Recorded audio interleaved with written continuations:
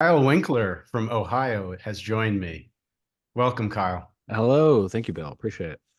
We'll start with the Nothing That Is. This is probably my favorite of the books. This is the very first book you wrote. Well, it's not the first I wrote, but it's the first I released. The first, I mean, Boris had been around much longer than any of these. In fact, and then some stories were around before even those. So, I think the oldest thing out of all three books was probably the first story in the collection, Bite. That was probably out of everything that I have, that was the oldest thing that's written. That was probably written in 2006. Okay. So, so then, and then after, and some of those stories, many of the stories were written sort of progressively after that.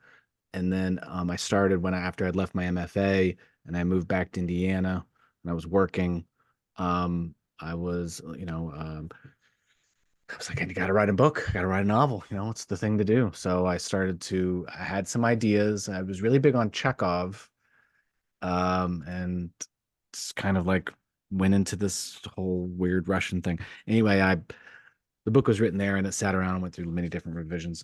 The Nothing That Is wasn't written until like probably the fall of 2020. It was a COVID book. I was doing a lot of walking. I mean, I was walking and I walk anyway, but I was doing a lot of walking during COVID. And in the fall, I had this idea and I like wrote it down on my notes app on my phone as I want to do when I'm walking. You don't want to lose an idea. And then I just started building it out. It came together very fast. I think I wrote it over probably no more than 6 weeks. I mean, like from beginning to put words down to the polished final version of the book. It was very fast. And so I was like, okay, I have this thing. What am I going to do with it? And I had been really getting into, I don't know, do you want to hear this? I don't know if this is the question Absolutely, I'm yeah. answering, but I didn't, I had been reading a lot of horror and indie horror, especially, like the indie horror community was really sort of very welcoming, very robust, and very creative. And I was obviously had been churning in the salt mines of traditional publishing, trying to get an agent, trying to get X, Y, and Z thing going, and it was just not happening. And I was like, well, I just love the chutzpah of this group. I just love all the energy and I love the creativity. I've been reading things and was blown away. Like some of the best things I'd read in years were being done by these people who had, no publisher. They were doing it themselves. Um, and I told myself, I'm going to try this as an experiment, right? And because I had an agent. I had an agent for years, and I had written Grasshands 2 years before, 3 years before. Grasshands is the newest book of mine that just came out in January, and I gave it to him, and we worked on it, and he subbed it. But that was right before COVID, it didn't. I don't want to use it as an excuse, but it just didn't have a great audience. Went out with like 40 years plus publishers and or editors rather, and a few were very enthusiastic, but it's like, nah, we don't know where it fits, right? It's in between genres. You can't really do anything with it. So they didn't know how to sell it. They didn't know how to like market, which is baloney, obviously. But so well, no, it's not baloney on there, and they mean that. But like I think that's a bad reason to not take something. And so when I told my agent, I was like, hey, I'm gonna do this on my own. He was very wary. And he even said, he was like, maybe you should do it under a pseudonym. And I was like, why? And he was like, well, because if it doesn't do well and we try to sub another book down the road, that might look bad on you. And I was like, but what if it does well? Right. I was like, I need people to know my name. I'm not going to write a bunch of books under a bunch of different names. I'm going to do them under one. Um, and he was like, well, it's up to you, obviously. So I did it under mine, and it ended up, I very lucky. It just for whatever reason, like when it came out, it did really well. Like, and I mean that for an indie book. Like, it got a lot of play on Goodreads. A lot of people on Twitter very excited about it, and um, at least retrospectively, I think it did really well. It didn't sell like hundreds of thousands of copies or anything. It didn't even sell thousands of copies, but like for a book that has zero marketing, that had like went came from nowhere, I think it was I was very proud of it. I still am very proud of it. But and it continues to be the best-selling book I have. I mean, just uh somebody posted something on Reddit a couple last week. They're like, has anybody read this book? I really like it a lot. And all of a sudden, boom, like all these people start talking about it. And I just know because it's a Kindle, it's a KDP book, right? I can see the numbers ticking away. Again, not we're not talking hundreds. These are like, Yeah, small yeah. numbers, but for a book that has no, I do nothing for this book, You do right? not, no promotion at all. No, I do nothing. I mean, other than like maybe once in a while I'll tweet something or someone will Yeah, see it. yeah. It's But it's free. like Yeah. It's I just kind of because I have 3 kids and one of them which is like 3 months old. So I'm oh wow. very Congrats. thanks. And I'm stressed. I'm tired of having a full-time job. I'm trying to do my own writing on the side. I'm trying to prepare for all kinds of other blah blah blah. Right. So I just don't have the marketing stuff in me. So when things do well, I'm sort of like, well, I guess it's because people like the book, that something in the book rang true with them and it hit a part of their aesthetic bullseye that they wanted. So that's a really long-winded answer to what you asked. No, yeah, there's something special in it, really, for something that's I think the gods of literature Well, gave it to you. to be honest, I believe stuff like that. Like Yeah. I believe, and not gods of literature, but I do believe like when you kind of like produce something very quickly, that is a sign that you're really in tune with it. And Hmm. that's something that you need to keep in mind. Not saying that things that you work on and labor over and have to really extrude from your brain aren't worthwhile, but it's just really special when those things come along. And so I really tried to capitalize on that. And to be honest with you, I've thought about this a lot. Like, why is that book hit so well? And it's because it's in a first person, it's in a very strong first person voice.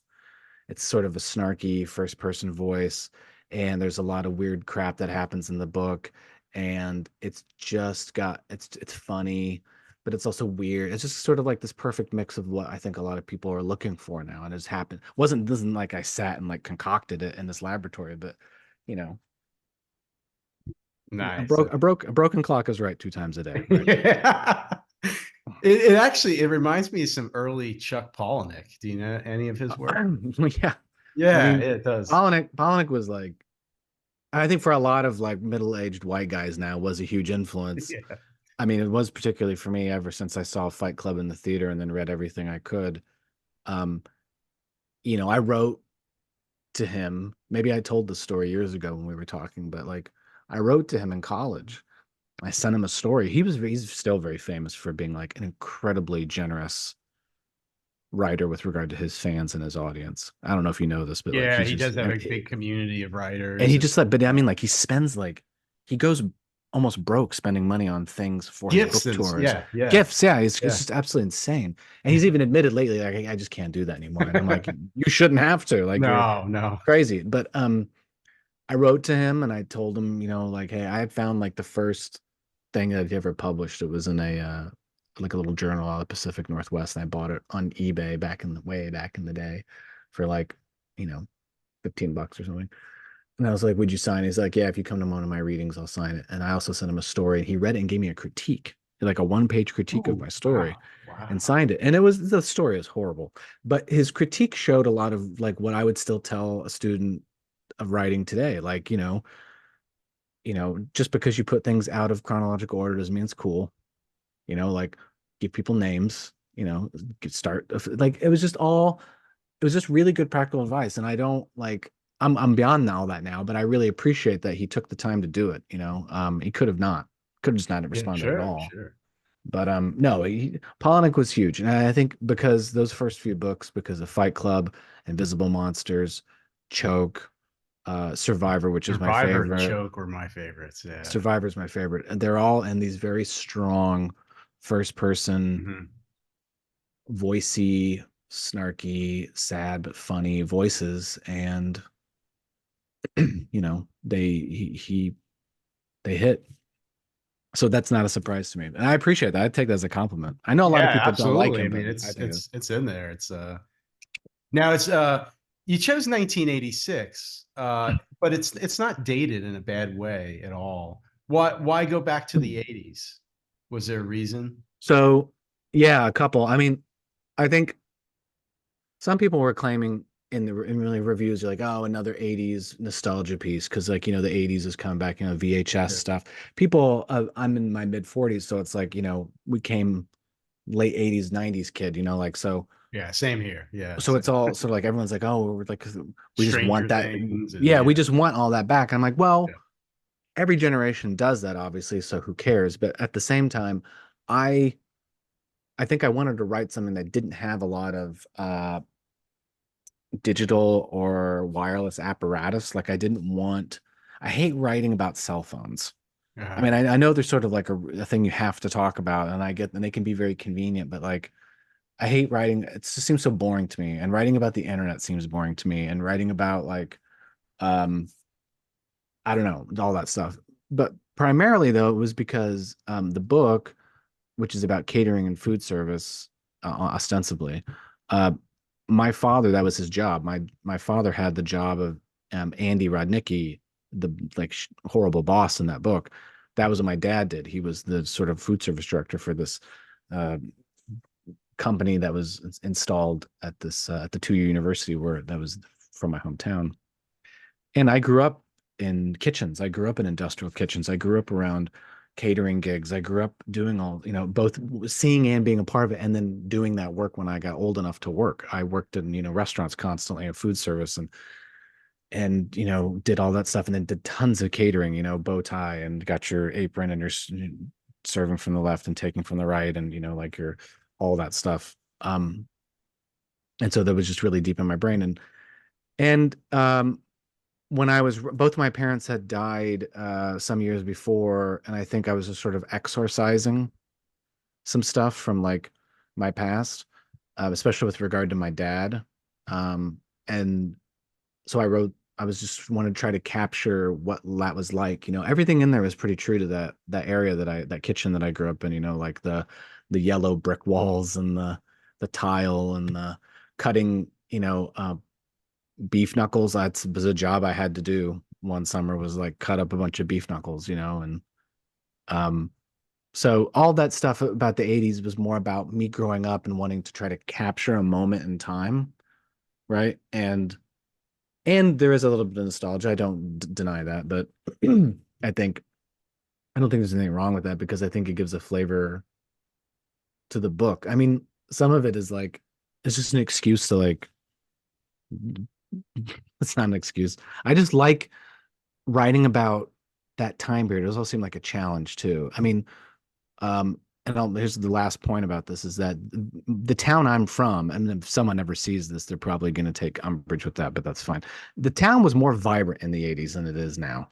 So to me, it made a lot more sense to write about the town when it was a bit more of its heyday, like when there was businesses there and when things were going on. And I wanted to maybe kind of capture something that was a bit more on that positive, like as much as I hate Reagan, like, that sort of like Reagan period of the 80s where everybody was, like capitalism's great and the commies are bad and um amidst this whole very clearly delineated good versus evil, this cosmic horror drops in which has no good or evil. It's just what it is. Um and and that was pretty much why that, and I did not want to write about cell phones and the internet. I hated that stuff so much. Where did Mr. Dinosaur come from? My kid. Oh, really? Wow. So um I mean the name did anyway. The And it name. wasn't until later that I found out that Peppa Pig's there's a character in Peppa Pig, George, the son, has a little toy named Mr. Dinosaur. It's funny. No, when I my oldest son, when he was so let's see, this was 3 years ago, so he would have been 4 or a little bit younger than that. He used to like come up with these names like, um and I would take them and warp them, like I remember one time he said something about something pockets. And I would say like Dr. Pockets. And I was like, oh, that's good. I should write that down. Dr. Pockets. That's a good name. I don't know what that is, but I write it down. And then one time he said, Mr. Dinosaur because of something we are doing. And I was like, Mr. Dinosaur, this is so weird. Like if that was a name. So I like wrote that down and kept it. And then on this walk I was going on, I had this idea. I was like, I should write something about catering, right? And the idea that I had was that the original idea was um, when you're catering, sometimes you're front of the house or you're back of the house. And if you're front of the house, you're dressed nice and you're serving people. If you're back of the house, you can wear whatever you want, but you're like cleaning plates and you're plating things and you're putting things out. And you know, it's madhouse back there. You're putting things in the dishwasher and blah blah blah. There's all kinds of crap going on. And and for me, I had this idea, what if you were like, what if one of these catering gigs was done by this group of people who had really weird culinary, like they wanted to eat weird stuff like steel wool and like Drano or whatever, but and you had to like do it because they were paying so much money you couldn't turn it down, and you were in the back of the house and all you saw was just like maybe a glimpse of someone out there, and all the servers had to be blindfolded. That was my original idea, was just something like that. And then as it turned over, I was like, oh, maybe it's not a whole group of people, maybe it's one person. And then immediately I was like, well, if it's one person, why does it have to be a person? What if it's not? What if it's something? What if it's some sort of an entity? And then that just sort of spiraled out until I started like switching pieces in my head. And by the time I had started to write it out, the first chapter, when I wrote the first line, I knew I wanted it from this sort of beleaguered assistant manager's voice. It just kind of all came together and just all the way through. So once that idea plus the voice met, it was a done deal. Kate And was a great character, and Mr. Dinosaur I kind of saw as like an allegory for tradition. And mm, I think I remembered back to my time as an adjunct professor. So I don't know why I thought of that, but he just really reminded me of a system. I don't know that exploits people, uses people up in different ways, and both sides, right? Like that was my yeah, point, was like he's stuck in the middle. Like his real job and his boss are horrible. He's a yeah. total jerk and he's skimming money, and he's the stopgap between this sewage of administration above him and the people he respects that work for him below. And then then he thinks, well, this will be my way out, but he just runs headlong into an abyss, which you often think it's the out of the frying pan and into the fire thing, which is what I love about horror, is the idea that I love stories, horror stories, where in the beginning it looks like the person's going to the horrible thing you think of the movie, the monster is the thing in the beginning it's introduced to you, but and the character is running away to get away, and instead of actually running away into a solution, they're running further and deeper into a problem. Right. And then by the end of that movie or that book, you go, oh, they were never going to survive, or they were never going to be happy, or they were never going to whatever anyway. You know, that's dark, but I like those stories. Well, this was definitely a dark story. Really great book though, the nothing that it is that is. I will say And real quick that there yeah. is a sequel to that coming out in Oh no, September. really? Yeah, September 13th, 2024, Castaigne Publishing, which is a really, really awesome little publisher, run by a couple of good dudes, uh, are publishing the sequel that I wrote about a year and a half ago, and it's follows the character Tonebone, the biker lady from the middle. And the book is called Tonebone, and so it's about her whole life, and then the events of the nothing that is are sort of slotted. It explains those events from her point of view, which is Oh, totally that's so different. exciting. I'm so happy to hear that. So yeah, so That's Mr. Dinosaur and Cade and Big Tiny and all these characters, they have an appearance, but they're seen from the point of view of Tonebone, not from. So it's very, yeah, yeah. it's all very different. That's great news. Congratulations. Yeah, so Didn't September even is when know that'll that. come out. Yeah, September. Okay, yeah, great. Oh, I look forward to that then. yeah, That's excellent news. The next book up was O Pain. So this is a collection of stories. yeah. Anything you want to say about this really quick?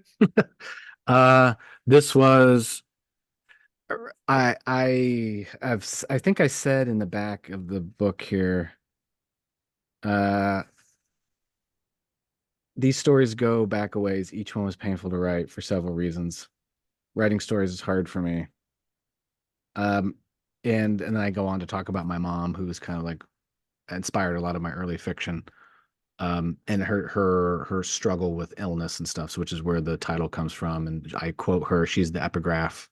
And there's a book in here that's pretty much based around an event that happened to me and her. Bee Hunter is the story. Um, and Um, I'm never going to write a short story ever again. I think I've said that a number of times in different Really, really, places, but yeah, this is but it. You're done I with. think I'm done. Well, I mean, like Wow. the first story, like I said, the first story was published in 2000. Well, it was published in 2011, but I wrote it in 2006. And the newest story in that collection was Smudge the Head, uh, I like that one. That's good. which I wrote. That story was written in 3 hours. Wow, 3 hours. And that was another one of those stories that just occurred. It was very tough for me to write. Very tough, like weeping type of thing, because Wow. I didn't want to write particular. If you read the story, you'll know what I'm talking about. I didn't want to write one of those scenes, but I knew I had to do it. Um, And what Point story was that? Smudgehead? Smudge the Head, yeah, that was the one. 2021. So there's like what is that? 15 years. So it's 15 years, and and I've just tons of stories that I could have put in that I didn't want to, and I've just maybe I'm being a bit of an ass. I don't know. I'm not trying to be recalcitrant about it, but I'd really feel like stories are there's so I respect people who write them so much, especially when they're written so well. It's like I just cannot understand how well people can write stories. And maybe it's a part of my character and personality that I need like to just like vomit everything else. I have to like write like tons of pages to get it all out. But I like that. I'm more comfortable in a very expansive canvas. When I keep things in tight, it's just I want to keep writing like another more page, another page, another page, another page, another page. And yeah, I like I think I like every story in here. I think I'm glad that I chose every story that went in here. I tried not to just like do it just to fill up the book. I want to make sure I actually liked everyone. And I do. I still like I go back and I sometimes look at things to make sure I'm okay with them. Um Do you have a lot of and other stories unpublished? I mean I have a lot of a lot of stories unpublished. I think I have maybe like 3 stories that I would publish that are already done, and I have thought about maybe doing like a digital only release with that, but I still haven't figured out if that's the right thing to do.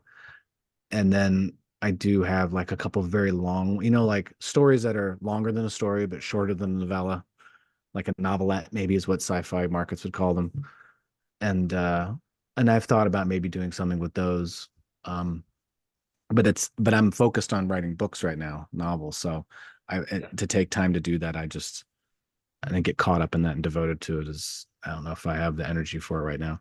I guess the only other kind of neat thing about the book is that um can you hold that book up again so people Sure. can see it? So the title is O Pain. There's nothing in the book. There's no story called O Pain, and there's no phrase that is that. But that book breaks down the reason why I came up with that was because the stories in this collection take place in Ohio, Pennsylvania, and Indiana. OH, PA, and IN. So they're all Oh, wow. the abbreviations of the states. There is a story that takes place in Missouri, but I couldn't fit that in, so I just left it.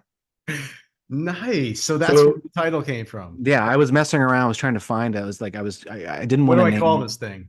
Right. I didn't want to call it a story that was in there. Sometimes you call Yeah. a collection Yeah. after a story, and I didn't want to do that.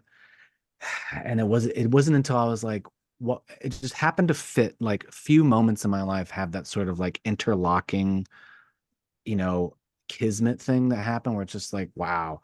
And I was like, well, okay, they all take place in these states. And I was like, well, maybe I'll do something with the abbreviation. So I did that.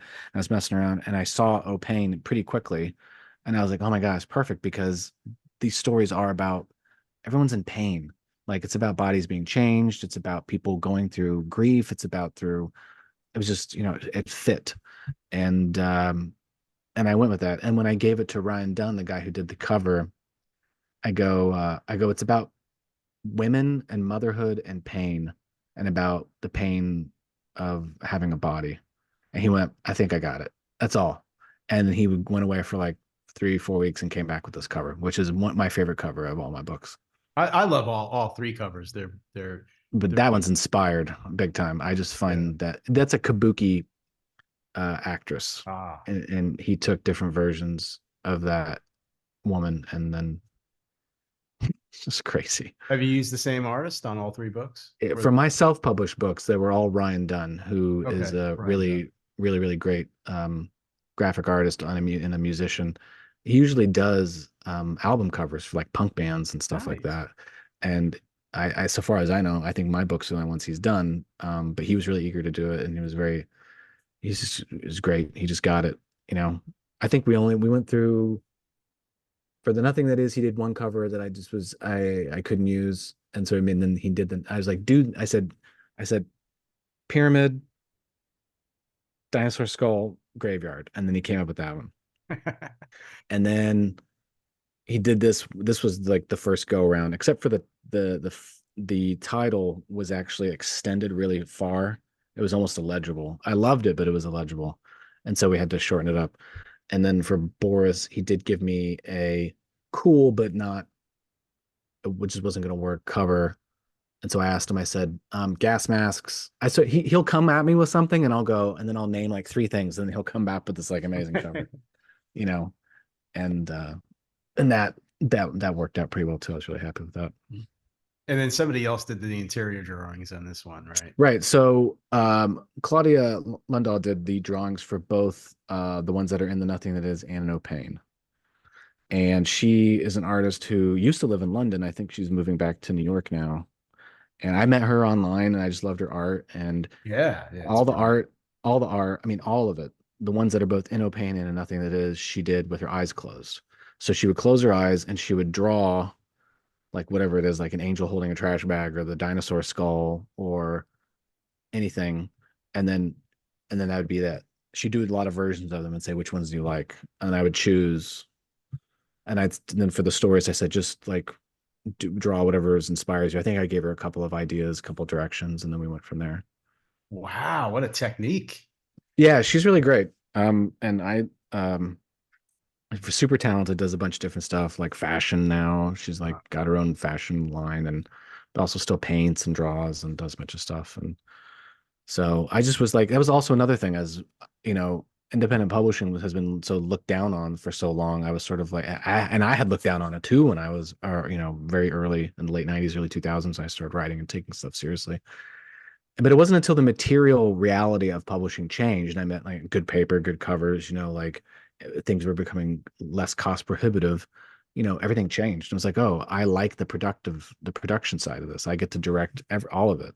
And so in my first non-indie book, my first traditionally published book, Grasshands, that came out through Journal Stone in January, I was allowed to have a little bit of input, like, what font do I want and who do I want as a cover artist and what would I like? And, but I couldn't control everything. And that just sort of made me antsy because I'd already been Yeah. You've so in been through the control of, process 3 times. yeah, three times. And I was really like, and even with Tonebone, Tonebone's coming out in September. And then I have actually another novel that's going to be published by From Beyond Press in summer 25. And that whole thing is just like, things are so far out now, and I just don't, I'm really not in control of any of it, whereas I'd be like beavering away on like covers and Yeah, interiors and yeah. stuff. So Well, Opane's a great collection of thank stories. you. I appreciate that. Fun too. And I would say some of these are horror genre, right? Yeah, they're all speculative. Mhm. I'd say outright horror, and depends on what your definition of horror is. I mean, I'd say Bite is got horror elements to it. Smudge the Head is definitely horror. Um, And that was published in Night Terrors, right? So right. that's a Um, pretty popular one. I'd say there is elements of horror in Bee Hunter and in Homebody. I mean, they all have elements of horror in them, but outright horror, there's probably maybe like a few. The rest of them just have really, really eerie crap going on, or very speculative, very sort of science fictional. There's like at least a couple that have pretty straightforward science fiction, and then a couple of just like straightforward fantasy. The shorter ones are all just absolute fantasy. I Um, know you're not somebody that likes to get stuck in a genre, though.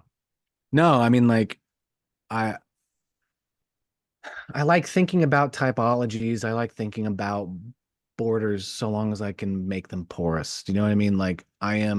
I like talking about Westerns or sci-fi or fantasy or crime as so long as we all know that that's just a very loose bag that holds things and that bag can dissolve at any moment. And in fact, my favorite books and then everything I write doesn't fit neatly into a genre. That's why I've had such wretched luck in like top five publishing house traditional publishing, is because I have not written, a straightforward crime novel, a straightforward Western, a straightforward science fiction novel, or fantasy, or literary fiction, or whatever it happens to be, right? It's like, well, we don't know what we would tell people this is. And I'm sort of like, don't, don't, Don't. Yeah, why do you or need to? lie. Who cares? Like, what's the Lie. point? Like, what Yeah, do yeah. you care if people read the book, or do you care if they buy the book? I actually That's don't think it. many Yeah. people care if they read it. They just want to buy it. So it's like, make the cover kick ass, like, and give it some sort of really slick copy in the back, and then send it out and see what happens. It's just like, but they are just so, they're very rational. It's a strange industry. It Yeah. is a strange industry. Well, the third book, Boris Says the Words. This is one I just assigned a few weeks ago. My writing class at the university read this book and studied it, wrote a paper on it, It's crazy. and I read it a couple of years ago, so it was a lot of fun. Uh, Brutal description, details of different things. Really like the seats in the bus. So Mhm. certain things that just really haunted me in it.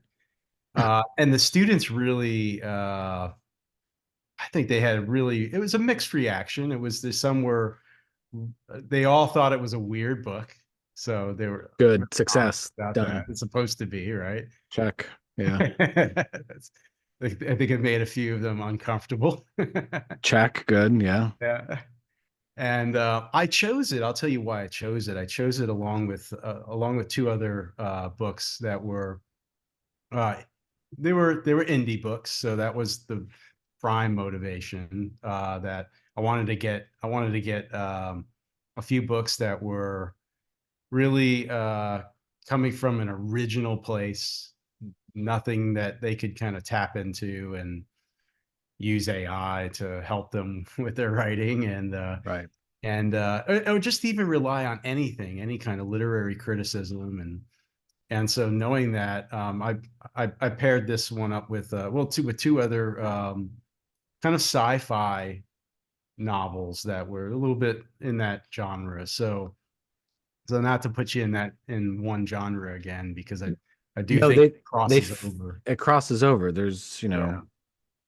it's tough, because the problem with the genre labels is like, if I tell people it's science fiction, they're like, well, I read mostly horror. I'm like, well, there's horror in it too. And they're like, yeah, Yeah, but you said exactly. sci-fi. Or if I tell people it's horror, it's like, well, I really read science fiction. And it's like, whatever. Like, I have to cross. So it's like, well, it's got all three. It's got fantasy and science fiction, and it's got horror, but it's also got, like, it's character based. It's like, it's based on characters. These characters are the most important part. And so, it's hard to describe those things. That's why I just tell people, like, the one or two sentence thing about it is I don't even mention anything about genre. I just tell them what the That's probably characters the way do. to So go. Yeah. yeah. Well, I have a quick stack of papers here Yeah, sure. with some questions from the students. Yeah. Love to go through. They did my homework for me. So, It's the way to do it. how come you ended Katya's storyline early?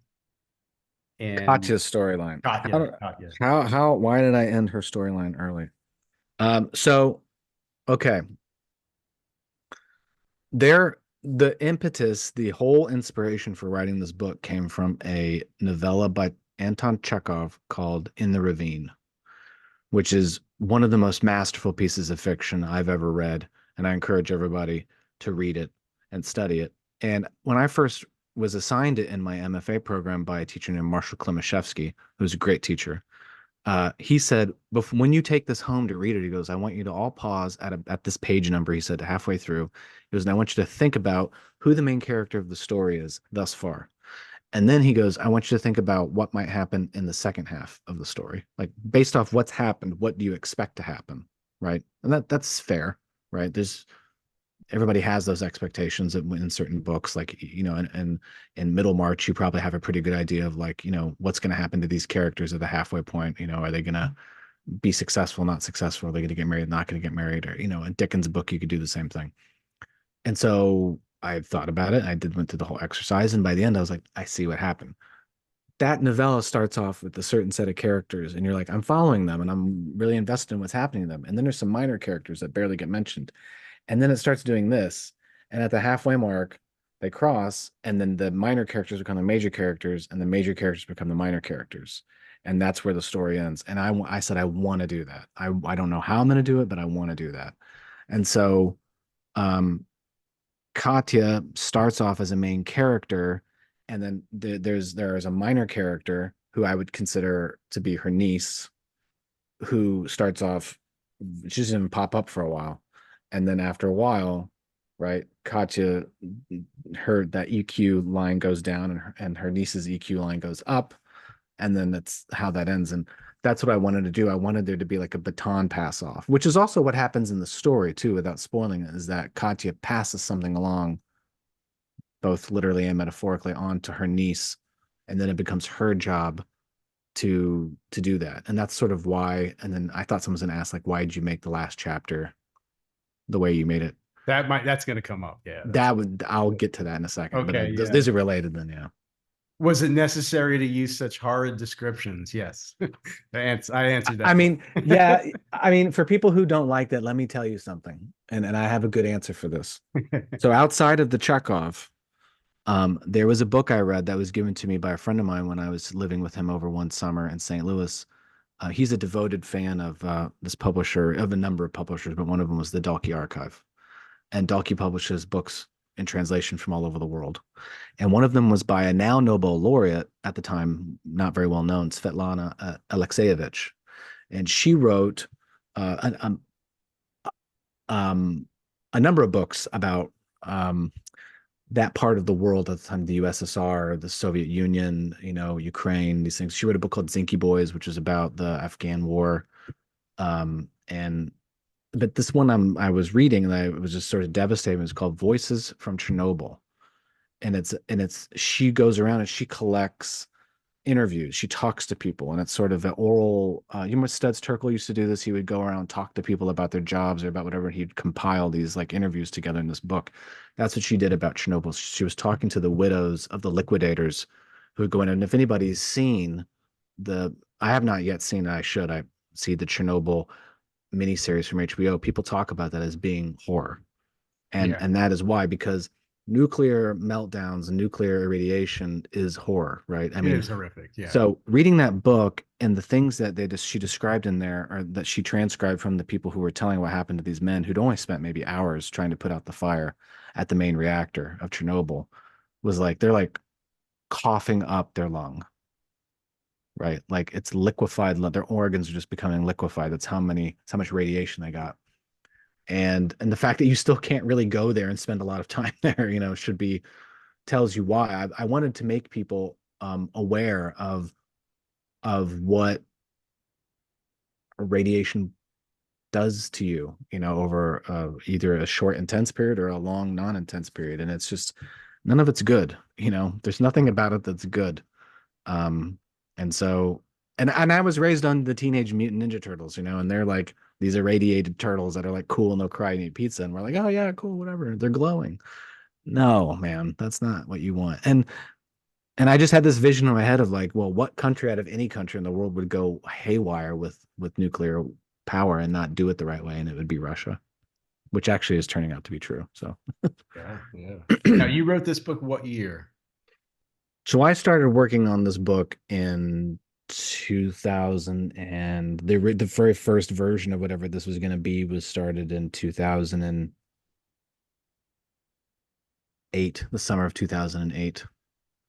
And it started off with this train ride, which is where I had the description of the train and the seats, and I wanted to really get that sort of Chekhovian feel to it, and that's where it started. And it had a little bit of fantastical elements to it, but it just sort of grew more and more as I started writing these characters. And there was a whole nother version of it which had like a separate character altogether. And then I had to like get rid of that character and smash some characters together, and then move plot lines and get rid of plot lines. And that book, more than any other book, has gone through the most transformations to where it ended up finally. It's where I want it to be, so that's okay. But it took a long time to get there. Has any of the recent events in Ukraine had you think has that gotten you thinking about the book itself? Anything you would do I differently mean, with? I was always sort of worried because um I mean everything that had to do with Ukraine happened after the book came out. But after the book came out, I was sort of like, well, and it wasn't even that. It was sort of like in the years leading up to that. And the book came out in 22. Trump was already out of office by that point. But, his coziness with Russia, or his coziness with Putin anyway, sort of put like, I don't think maybe people don't really want to read about that very much. But it's an alternative present. So it doesn't take into consider like that version of Russia doesn't even exist. And that, Trump might not even exist in the book, so I just, I was like, you know what? Just leave it up to the reader. If they want to read it, they'll read it. If they like it, they like it. If they don't, they don't. So Some of the students mentioned Putin. They were looking for him, I think, I looking for purpose I remnants of purposely did not want to do that. I wanted to yeah. make it different. So I think the leader was named Sinikov or something. I just sort of made up another name for leader. So A few asked about Chernobyl and the influence there, elements of magical realism and those all, I any mean, historical events. I just said this, like Chernobyl was like one of the main things. And then at the same time, I should also say Fukushima, or yeah, I think that's how you pronounce it. Which was 2011, I think, is when that happened. And so that was actually a really big deal. I remember when that happened, I was paying a lot of attention to that. And that was like a really big deal. And so that also went in there as well. Right. Was Boris Says the Words written to represent a flaw in humanity? I mean, sure. And I think I use the phrase passing the medicine ball to somebody else. Like the idea that in the book, you can say certain string of words, which is the magic part, and you can move a disease from one person. You don't just like move it to nowhere. I wanted a closed system, so you had to move it to somebody else, which is what happens, right? So it's like in real life, you've got some stress or grief or whatever. What do you do? Most people, I mean, a lot of people just sit with it and they let it fester. But then what happens to you, right? If you sit with a lot of stress or grief and you don't give it to anybody or do anything with it, it'll eat you up alive. And so you will end up as one of these irradiated people, metaphorically speaking, to some degree. You'll just deteriorate. Or you pass it to somebody else, right? Most people, they call up a friend, they unload on somebody, they go to a therapist, you give it to somebody else. And in the best of times, in the best terms, when you give it to somebody like a therapist, they shouldn't take it on themselves and they know how to dispose of it.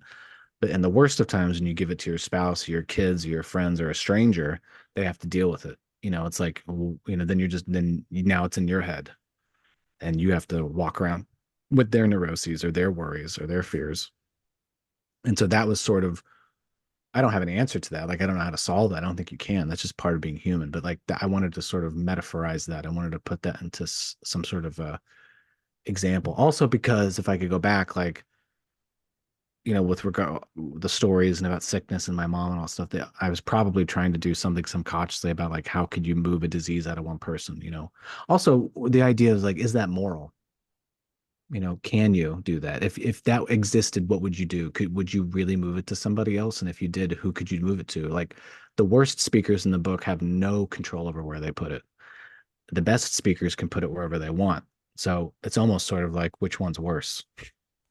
Being a bad speaker and letting it chaotically run wherever it goes, or being a good speaker and knowing where you put it, because where you put it is so intentional, right? You have to make very, very clear decisions about who you're going to make sick. And that happens a number of times in the book. It's quite an ethical dilemma here. Yeah, it ends up becoming one because you're sort of like, well, what would you do? Did this book require a lot of research? I did more. The only other book I did more research for is the only book that I have that's not been published, Oh, which took place in Elizabethan England. And I did a lot of research for that book. But for this book, this was the second most research book I've done. okay. So I read up a lot about nuclear radiation. I looked up a lot about reactors. I had a map, like a National Geographic map of the Soviet Union and Russia, both past and present. And on my wall at various points. I was learning, trying to learn Russian, talking to people who speak Russian to get things, like trying to make sure that these phrases would at least be read in some way that made sense. I read books about travel across the Trans-Siberian Railway across Russia. I read about, there's, but it's also speculative, right? So there's all these, I dropped these things in the book that I don't elaborate on at all, like that there's a McDonald's in Antarctica, like just like one sentence and then it moves on. Because the implication is if there's a McDonald's in Antarctica, well, I don't know. What does that imply for you? Like, I'm going to leave that for the reader. You can figure that out. And there's also something like they take a kite sail across the ocean, which I stole that from Kim Stanley Robinson. It was something that's in one of his books. I just like the idea of like, we've gone back to ships. We don't have airplanes anymore. We have to go back to ships. And so what type of ship we have? Well, some sort of a sail that would be huge in the sky that would pull, stronger winds. And I don't know. I just sort of drop these things in. It's not, that's the science fictional aspect of it. But I didn't do research for those so much as sort of think speculatively. But other than that, yeah, I did a lot of like, it was mostly like science research. And there's tons of stuff I had in here, whole plot lines that were taken out that I had to do all this research for. There were like orbitals and, you know, yeah, I don't know. There was all kinds of crazy shit in here. I don't know if we can curse. You can blank that out, but That's okay. I just, yeah, there was a lot of research. Now, to get back to that last chapter, I know Yeah. you touched on that. A couple of people asked about the final chapter. And of course also wondering if there's a sequel somewhere in there. Oh man, I just got filled with dread with that. So what do they want? Like, why did I write the last chapter the way I wrote it? Like, Yeah. why did I go from, okay, so this is a spoiler alert. So if you are someone who wants to read this book now and you don't want to know what happens, I would just stop listening at this point.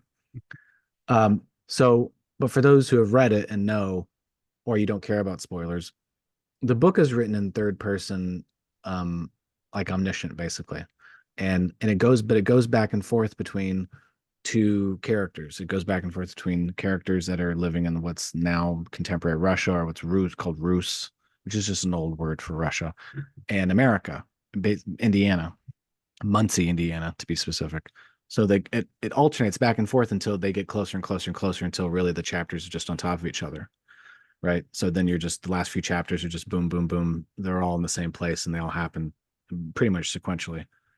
But in the very last chapter, what happens is that it goes from third person omniscient to first person epistolary, which is a letter written by somebody, right? And that letter, as people who've read the book know, is from Yelena to her aunt Katya.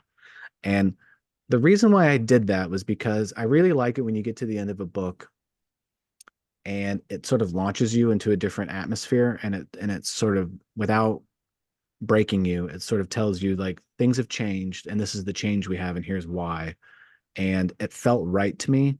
I'd had so many different places where it ended. I mean, the original ending of the book was when it was much more cliffhangery.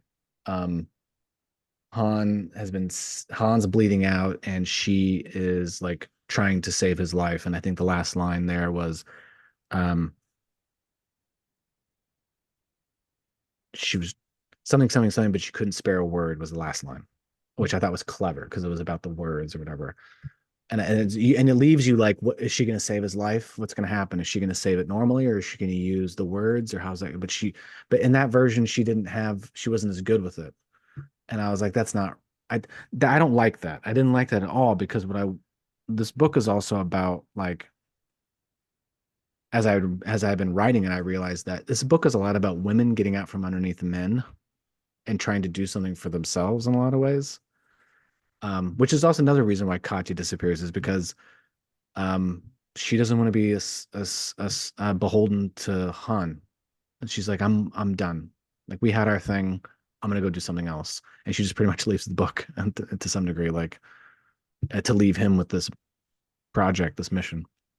But at the end, I wanted Yelena, who was young and representative of youth and hope, to, and her aunt sort of gives her this challenge and says, listen, I'm not going to help you get over here. If you want to do it, you have to do it on your own. That way, you know, you really want it.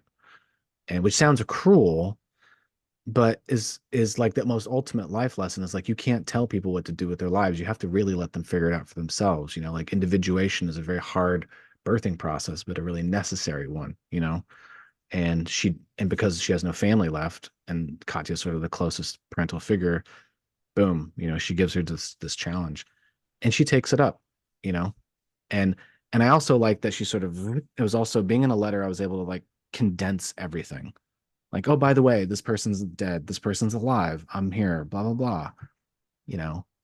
And I also wanted to give when I was getting my PhD, I had this teacher who was always talking about, you know, like if you quote student papers in your writing, in your research writing, like our for our actual academic research, which I do, that was what I studied, was student writing. He was like, give the student the last word, let them end your papers, right? And so I thought I wanted to give the character literally the last word. I wanted them to have their own voice in the book. So I said, I'm going to let her write this letter explaining what she's doing and have her finish this book. And then when it fit. And I thought that does feel weird to some degree. I could see why someone reading that would be like, what the hell is this, man? What are you doing? You're like breaking the contract between reader and writer. But I think it was a nice move.